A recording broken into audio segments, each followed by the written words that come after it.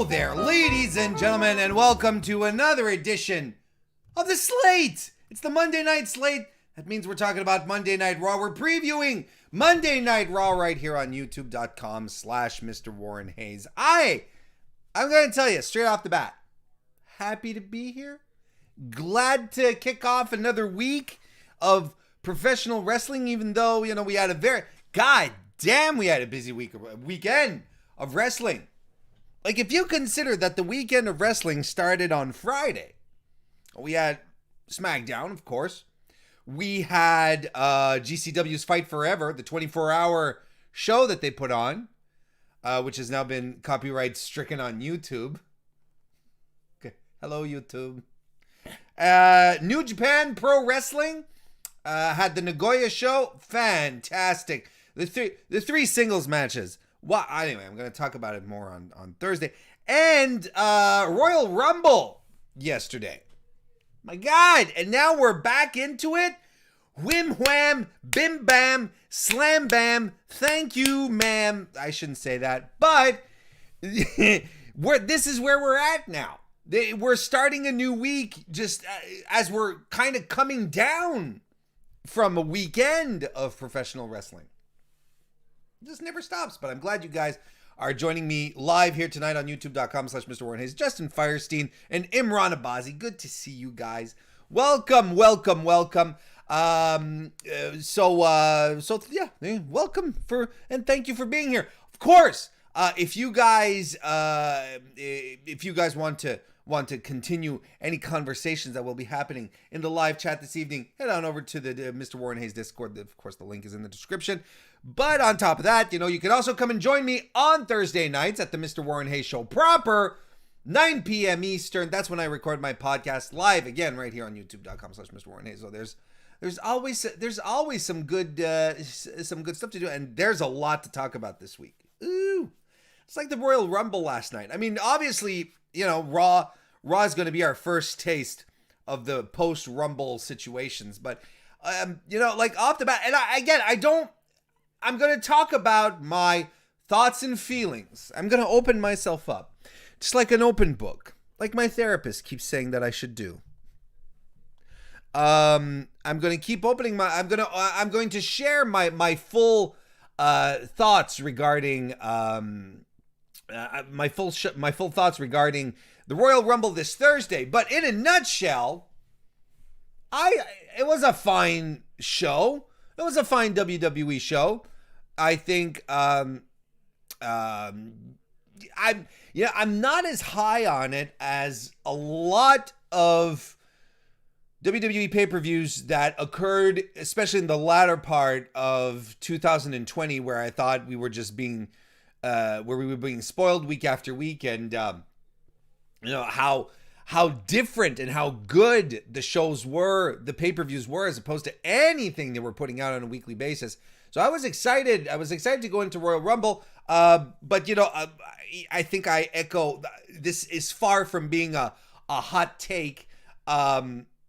Far from being a hot take, but the women's Royal Rumble match was the best thing on the show. I thought it was well booked. Thought it was well paced. Of course, I thought the right woman won. Like I said, I'll get into it. And like Joshua in the chat is specifying right now, yes, at least Goldberg didn't win. And trust me when I tell you that I'm gonna deep dive a little bit on Bill Goldberg's performance. But have you guys and chat, feel free to answer here. Have you ever heard of the concept of having lose face? You know what having lose face is? It's not specifically something in professional wrestling. It's not a wrestling term. I think the first few times I heard it was Steve from Going in Raw, Steven Larson. I think the first few times I heard Steve use it and was like, this is pretty funny, and I decided to use it myself. The idea of lose face is when you look at a wrestler popping up at the top of the ramp, coming down from backstage, and looking at their demeanor, looking at their face and the energy. And I'm like, you can oftentimes tell whether they're going to win or lose. And some people wear their lose face. It's like a poker face ultimately. And some people wear their lose face very, very, very poorly. Oh yeah! Whereas it becomes very clear whether or not they're losing the match or not. And I tweeted it out. I'm on the record. You can check the timestamp. Goldberg walked out and I called it. I said he has loose face on. You know why he has loose face on? Because he's the biggest whiny pouty baby in professional wrestling, and he's over 50 years old. But I could tell the minute he walked out, I was like, look at this child. It was like, no, Bill, you're not gonna win tonight. Fine. I'm Bill Goldberg. Why won't you let me win? Well, Bill, it's a booking decision, and I think for storyline purposes and for moving forward, I think it's best that Drew McIntyre retains the title. Well, I'm not ramming my head in a locker then. That's fine. I bleed for the fans. The fans aren't getting my blood tonight.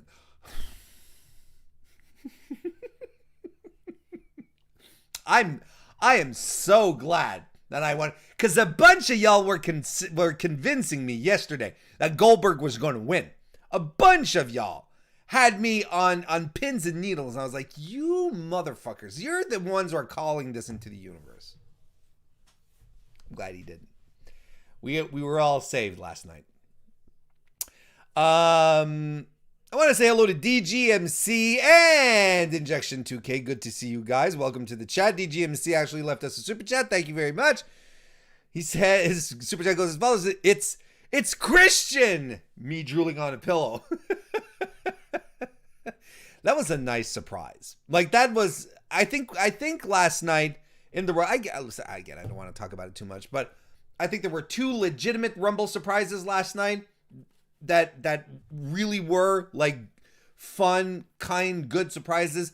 Christian returning to the ring. Another guy who has said, he should never wrestle again. And there he was with his longtime friend, his childhood friend. And this is a shoot. It's not a work. It's not, Damian Priest is Kevin Owens' best friend, kind of best friend things. No, this is like these guys were dreaming together in high school and junior high, whatever, to become WWE superstar. So that was really nice. And Victoria coming back. Never thought I'd see her back under the WWE banner. She retired as well. I'll talk about it more on Thursday, but those were two really nice surprises. Can you tell I'm trying to hype the Thursday show? I want to get you guys excited. So what does Warren have to say about Christian and Victoria? We all know what I'm going to say about Goldberg. That's, I mean, you can come to listen to me shit on Goldberg gleefully. You're more than welcome. That's part of my charm. It's part of the gimmick. DGMC left us another super chat. Thank you very much, DGMC. He says, I don't care. Sonya's my pick to win 2022's Women's Rumble. Yeah, DGMC had picked Sonya to win the Rumble this year. Unfortunately, listen, you can look at winning the Rumble for in two ways. So maybe Sonya Deville didn't actually win the Royal Rumble match, but did you see how she was dressed though? I think she won the Royal Rumble on that end too. My God, that woman is a fashion plate, puts us all to shame. Jesus. I'm going to say hello. Hey, look at this. Dan from Pro Wrestling Eve is here. Good to see you, Dan. Subscribe to the Eve channel.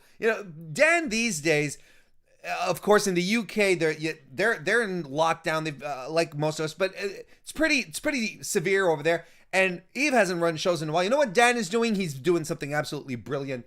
He is going into the Eve archive. He's pulling up matches and he's premiering them. He's doing live premieres.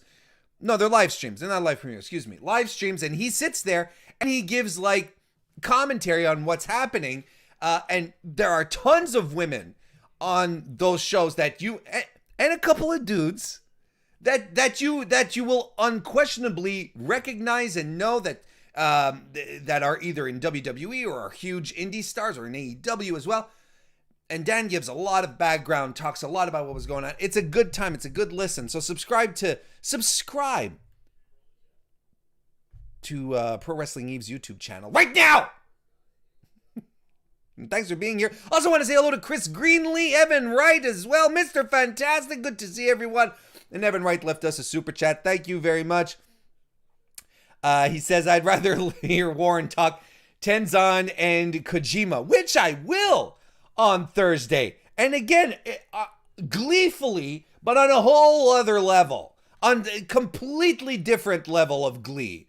Because, New Japan, look, you have two of their elder statesmen who were put in matches this weekend with younger guys, and lo and behold, guess what happened? The older guys put over the younger guys like it's some kind of weird thing, and they were actually pretty good matches. So I'm excited to talk about all of that. Really, really excited to talk about all of that. All right, let's get into Monday Night Raw tonight. So again, I'm reading off of WWE.com's preview. Occasionally refreshing the Twitter page as well to make sure that, just in case I'm missing out on anything. But let's start with what will be the fallout following Royal Rumble. My God, man. Who knows? But let's read the copy. Let's see what WWE has to say. Who wrote the copy this week? It is none other than Michael Burdick who wrote the copy. Salutations to Michael and his tireless efforts to keep us informed.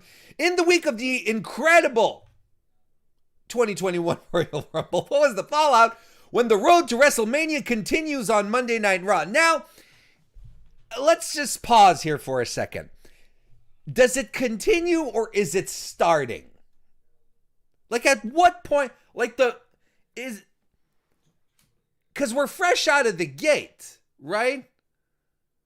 Last night was the beginning. So does it continue, or are we still like launching? Like, let's say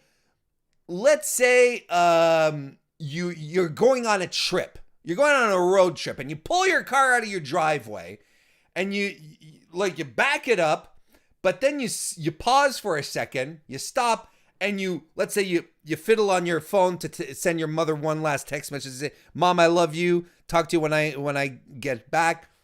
And you press send. In your mindset, do you say, I am now going to continue my trip, or am I going to get going? I think this is the kind of thought that I think it's the same type of situation here with the Royal Rumble.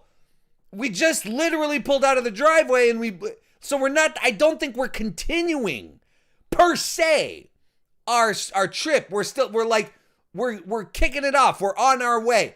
You know, you hit the highway and then you pull over like to pee or ice cream or to pee ice cream. And if you ever pee ice cream, folks, consult your physician. Then once you do your business and then you continue on, I said it myself, then you continue down the road, you know? That's just my thing. But anyway, I'm being obnoxious here. Will Royal Rumble winners Edge and or SmackDown's Bianca Belair emerge to name which world champion they will challenge at the Showcase of the Immortals? That's WrestleMania. In case you're not up and up on your WWE nicknames. Who else might step into the spotlight as superstars begin to position themselves for a place on the grandest stage of them all? That's also WrestleMania, folks. Don't miss Raw. Okay, so they're teasing it very, very heavily that Edge is going to be on the program tonight. Actually, you know, his photo is the main attraction. So I think we completely should expect Edge there. Technically speaking, technically speaking, Bianca should hit the bricks and go back to SmackDown and challenge Sasha proper. Because I think that's what the money match in the women's division is at this point. I think this is the one that people want. It's the one that I want to see. I don't see why anyone else wouldn't. Sasha and Bianca Belair at WrestleMania. I think that's a quality match. That's one that will interest people. Two very, very popular superstars, wrestlers who have their very devout fan bases, coming together. I think it makes a lot of sense. So I would not necessarily expect Bianca to show up on Raw, and especially since, look, guys, let's not forget. I know we had a little fun on Friday on last SmackDown, but there is a brand split. Let's try and enforce it. That'd be nice. But definitely Edge showing up tonight, and I don't see why Edge wouldn't challenge Drew McIntyre. I feel like this is a match made for Drew at this point. So yeah. So Fallout begins tonight on Monday Night Raw, or does it continue tonight? I don't know. Like, the Fallout started last night as well. Is it continuing, or are we starting the Fallout? There was Fallout last night, the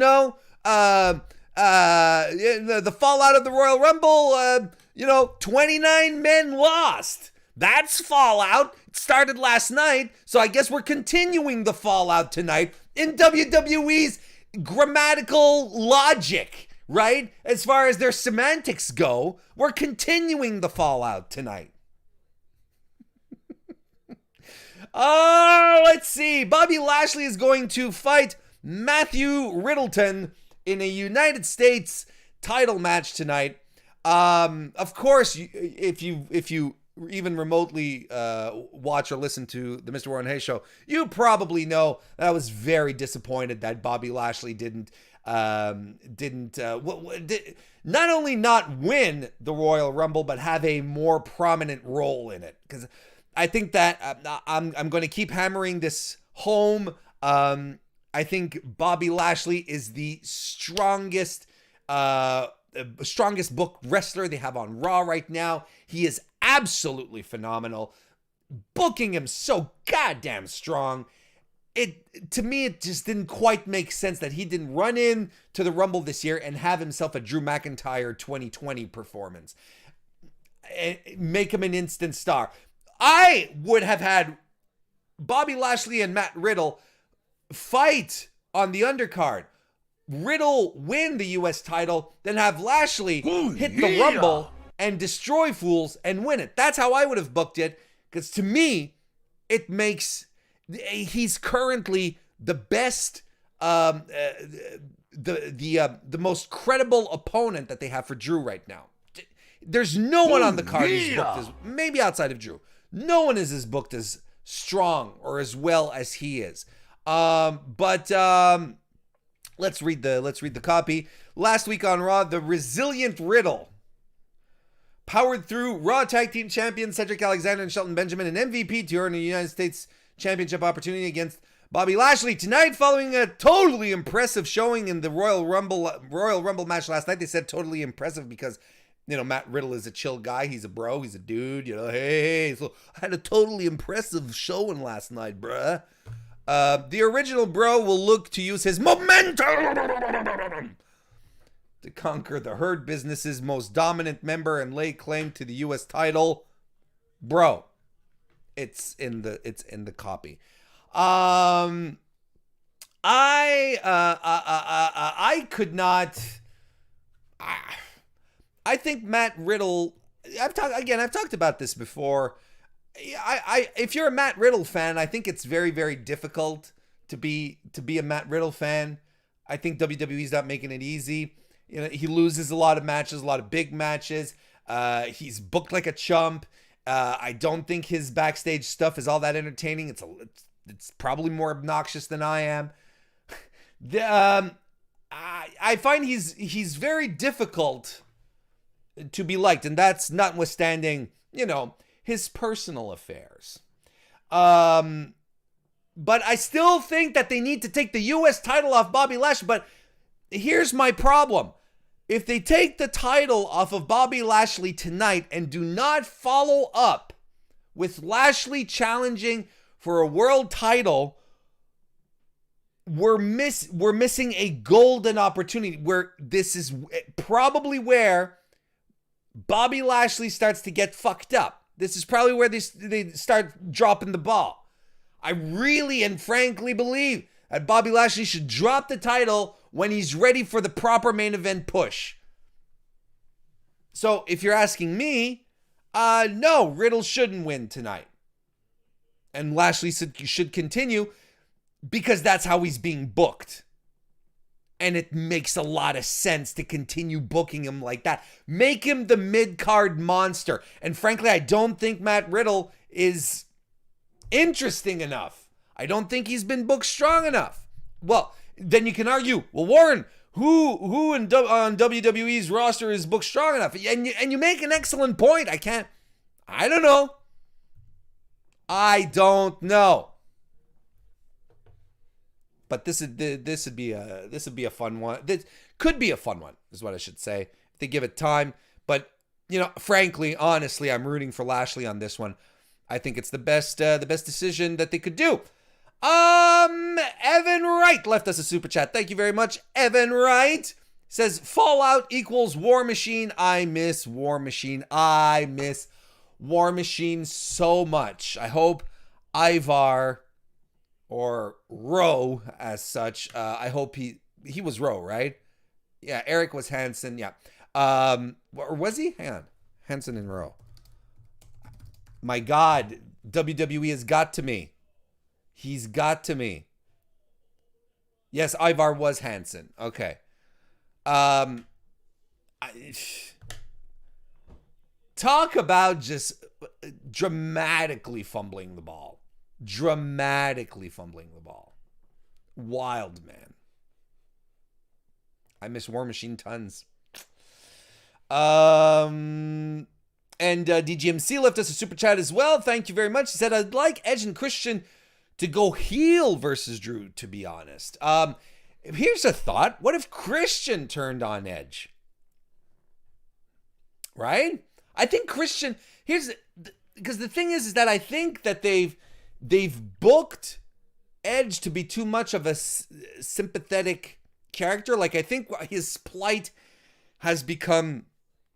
His return to wrestling has been ingrained into his persona now.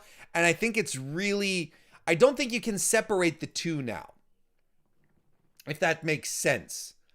But a Christian turning heel, even if it's to give a bit of a feud for Edge while heading into WrestleMania, because folks, let's not forget, Fastlane is back this year. We've got 2 more papes to go before we hit the showcase of the grandest stage of them all, right? So Christian was always a very good heel. He was always a very good heel. And I mean, if Christian can wrestle and he wants to wrestle again, why not put him in the hands of his best friend, or at least his longtime friend, a guy that who completely trusts him? I don't know. We'll see. Hey, Ben Perizet is lurking. How do I know he's lurking? Because he just said so. We're going to have the Lucha House Party G. The Lucha House Party G? Lucha House Party challenging Cedric Alexander and Shelton Benjamin for the Raw Tag Team Championships. I mean, it's tag team wrestling on WWE. It's whatever. Let's read the copy real quick. After beating Raw Tag Team Champions Cedric Alexander and Benjamin 3 weeks ago on Legends Night, not just on Raw, folks, on Legends Night, the Lucha House Party will challenge the Hurt Business for the Raw Tag Team titles tonight. It is no secret that the reigning title holders have had their internal issues out of late. Can the high-flying Grand Metalik and Lince Dorado take advantage of that turmoil and leave the squared circle as the new Raw Tag Team Champions? Or will the title match be the simple business usual for the Bird Business? So, here's what's very interesting. Shoot him, Mike. Good to see you. Pew, pew. Welcome to the chat. So here's what I find interesting here. I will still maintain that the Hurt Business is one of the best things that they have in WWE right now. I think it's super entertaining. And I personally like the Descent angle that they have going. But I'm crossing my fingers that they're not going to go the typical route where everyone sort of breaks down and the whole thing falls apart and the Hurt Business is no more. I'm really hoping that something around the opposite happens and that they find common ground and that they're able to reconcile their differences, because it would be too early to split all this up. It would be, because Cedric Alexander is benefiting so much from this association here, being in this hot stable. He is really, really benefiting for it. And I don't think it's good. I don't think it's a proper time for him to fly solo. Shelton Benjamin hasn't been this relevant in years since he came back to WWE. I think you have to go back to his time in New Japan if you want to, a couple of years ago, if you want to see Shelton Benjamin meaningful before this. This is all good. Please keep them together. WWE, please, please, please, please keep them together. And if they keep the shenanigans to minimum, this should be a fun match. Now, one last thing that we have on the list here, folks. If you believe that the Bad Bunny stuff was a one-night only thing, that the little angle was with Miz was a thing just for Bad Bunny to do a splash off the top rope, to try and up Snoop Doggy Dogg. Does anyone still call him that? If you thought that was, we were done with it, well, you would be goddamn wrong. JS Brown, how are you? Welcome to the chat. Miz promotes Bad Bunny as his guest tonight on Miz TV. Here's the copy.